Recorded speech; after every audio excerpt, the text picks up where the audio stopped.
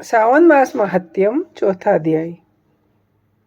ईश्वर बोले, हे सनत कुमार, अब मैं धारण पारण व्रत का वर्णन करूंगा। प्रतिपदा के दिन से आरंभ करके सर्वप्रथम पुण्य वाचन कराना चाहिए। इसके बाद मेरी प्रसन्नता के लिए धारण पारण व्रत का संकल्प करना चाहिए। एक दिन धारण व्रत करे, दूसरे दिन पारण व्रत करे। धारण में उपवास तथा पारण में भोजन होता है।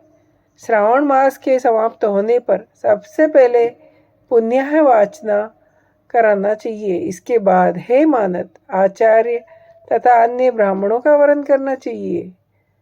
तत्पश्चात पार्वती तथा शिव की निर्मित प्रतिमा को जल से भरे हुए कुंभ पर स्थापित कर रात में भक्ति पूर्वक पूजन करना चाहिए और रात जागरण करना चाहिए। प्रातःकाल अग्नि स्थापन करके विधि पूर्वक होम करना चाहिए।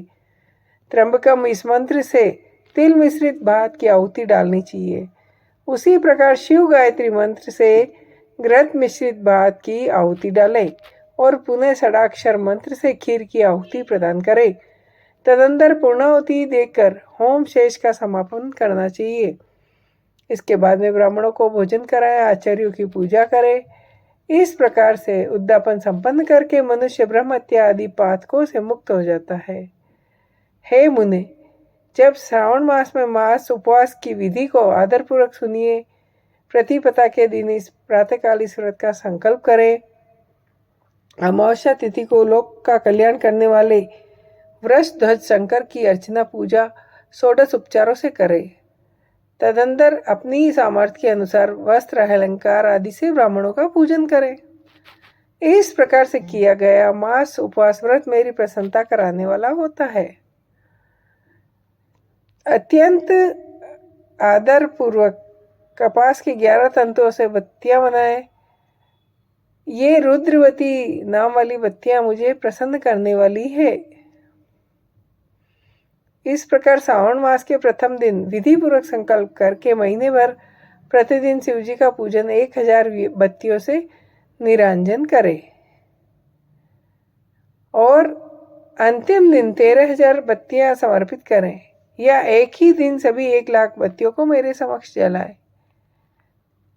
सनत कुमार बोले, हे देव, हे जगन्नाथ, हे जगदानंद कारक, कृपा करके आप मुझे इस व्रत का प्रबंध बताइए। हे प्रभु, इस व्रत को सर्वप्रथम किसने किया तथा इसके उद्यापन में क्या विधि होती है? ईश्वर बोले, हे ब्रह्मपुत्र, व्रतों में उत्तम इस रुद्रवर्ती व्रत के विषय में सावधान होकर सुनिए। यह व्रत महापुण्यप्रद है। प्रीति, सौभाग्य देने वाला, पुत्र पौत्र समृद्धि प्रदान करने वाला और व्रत करने वाले के प्रति शंकर जी की प्रीति उत्पन्न करने वाला तथा परम पद शिवलोक को देने वाला है। क्षिप्रा नदी के रम्य तट पर उज्जैनी नामक सुंदर नगरी थी। उस नगरी में सुगंधा नामक एक परम सुंदरी वीरांगना थी। उसने अपने साथ के लिए अत्यंत दूसरा शुल्क निश्चित किया। 100 स्वर्ण मुद्रा देकर सत्संग करने की शर्त रखी। उसने युवकों ब्राह्मणों को भ्रष्ट कर दिया। उसने राजाओं तथा राजकुमार को आभूषण आदि लेकर उनका तिरस्कार किया। इस प्रकार उस सुगंधा ने बहुत लोगों को लूटा। उसके शरीर की सुगंध से कोस भर का स्थान सुगंधित रहता था। वह पृथ्वी पर रूप, लावण्य और कांति की मानव निवास स्थली थी। वह 6 रोगों और 36 रागिनियों के गायन में और उनके अन्य बहुत भेदों की भी गान क्रिया में कुशल थी। नृत्य में रंभा आदि देवगणों को भी तिरस्कृत कर देती थी। वह अपने एक एक पग पर अपनी गति से हाथियों तथा हंसों का उपहास करती।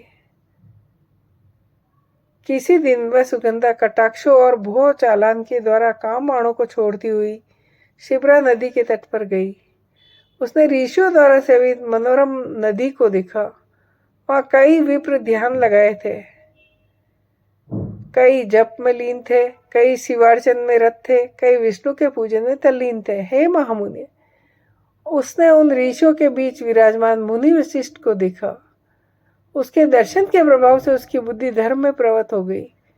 जीवन तथा विशेष रूप से विषयों से उसकी विरक्ति हो गई और अपना सिर झुकाकर बार बार मुनि को प्रणाम करके अपने पांवों की निवृत्ति के लिए मुनि श्रेष्ठ से कहने लगी।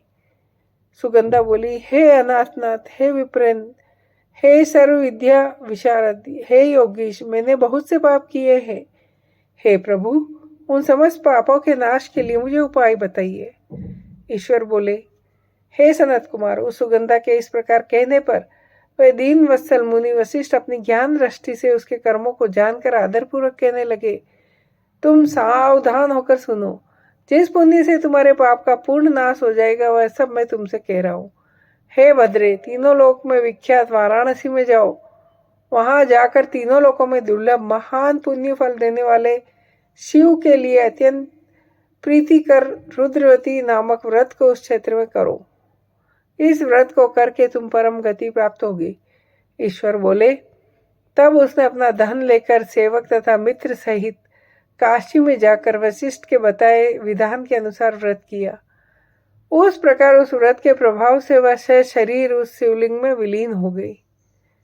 सनत कुमार, इस प्रकार जो स्त्री इस परम दुर्लभ व्रत को करती है वह जिस जिस अभिष्ट पदार्थ की इच्छा करती है उसे निसंदेह प्राप्त करती है। हे श्रुवत, अब आप मणिक्य वर्तियों का माध्यम सुनिए। हे विप्रेंद्र, उस मणिक्य वर्तियों के व्रत से स्त्री मेरे अर्ध आसन की अधिकारी हो जाती है और महाप्रलय पर्यंत वह मेरे लिए ही प्रीत रहती है। अब मैं इसकी संपूर्णता के लिए उद्यापन का विधान बताऊंगा। चांदी की बनी हुई नंदीश्वर की मूर्ति पर सुवर्णमय भगवान शिव पार्वती सहित प्रतिमा को कलश पर स्थापित करके विधि के साथ रात्रि में जागरण करना चाहिए। इसके बाद प्रातःकाल नदी में स्नान करके 11 ब्राह्मणों सहित आचार्य का वरण करना चाहिए। तत्पश्चात रुद्र सूक्त से, गायत्री से या मूल मंत्र से घृत, खीर, बिल्व पत्रों का होम करना चाहिए। इसके बाद पूर्णाहुति होम करके आचार्य आदि की विधिवत पूजा करनी चाहिए। उत्तम विप्रों को भोजन कराना चाहिए। हे सनत कुमार, जो स्त्री इस प्रकार से व्रत करती है वह समस्त पापों से मुक्त हो जाती है। तत्पश्चात विधान पूर्वक कथा सुनकर स्थापित की गई सामग्री ब्राह्मण को दे देनी चाहिए। इससे निश्चय रूप से 1000 अश्वमेध यज्ञों का फल प्राप्त होता है। इस प्रकार से स्कंद पुराण के अंतर्गत ईश्वर सनत कुमार संवाद में श्रावण मास माध्यम में धारणा, पारणा,